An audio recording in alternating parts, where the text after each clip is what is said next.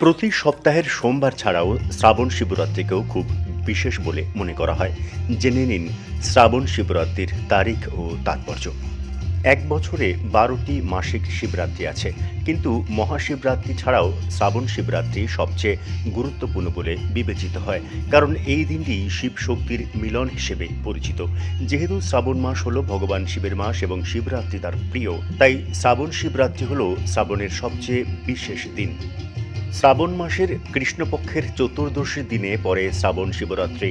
এই বছর শ্রাবণ শিবরাত্রি ২রা অগস্ট ২০২৪ তারিখে। ভগবান শিবকে জল নিবেদনের জন্য এই দিনটিকে সবচেয়ে বিশেষ বলে মনে করা হয়। শ্রাবণ কৃষ্ণ চতুর্দশীর তারিখ ২রা অগস্ট ২০২৪ দুপুর ৩:26 শুরু হয়ে পরদিন দুপুর ৩:৫০ শেষ হচ্ছে।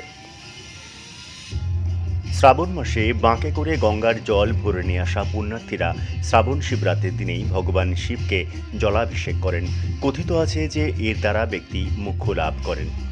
আপনি যদি শ্রাবণ শিবরাত্রিতে ৪ প্রহর পুজো করেন, তবে প্রথমার্ধে দুধ, দ্বিতীয়ার্ধে দই, তৃতীয়ার্ধে ঘি এবং শেষ প্রহরে মধু দিয়ে পুজো করুন। প্রতিদিন জল ব্যবহার করা উচিত, কারণ জল ভগবান শিবের খুবই প্রিয়। বিশ্বাস করা হয় যে ভগবান শিব যখন সমুদ্র মন্থন থেকে বেরিয়ে আসা বিষ পান করেছিলেন, তখন কেবল জল নিবেদন করেই তার ব্যথা উপশম হয়।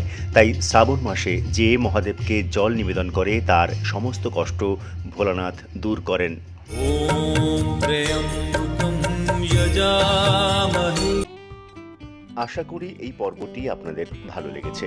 এরকম আরও ভিডিও পাওয়ার জন্য চ্যানেলটি সাবস্ক্রাইব করে রাখতে অনুরোধ করব। সবার আগে যে কোনো ভিডিও পাওয়ার জন্য বেল আইকনটি প্রেস করে রাখুন। নমস্কার, ধন্যবাদ।